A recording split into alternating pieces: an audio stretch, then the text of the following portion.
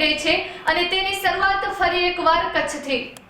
ભારતીય હવામાન વિભાગ અમદાવાદના તાજા અહેવાલ મુજબ 6 નવેમ્બર 2025ની સવારે કચ્છના નલિયામાં ન્યૂનતમ તાપમાન 15.5 ડિગ્રી સેલ્સિયસ નોંધાયું છે, જે રાજ્યમાં સૌથી ઓછું છે અને સામાન્ય કરતાં 2.5 ડિગ્રી સેલ્સિયસ નીચું।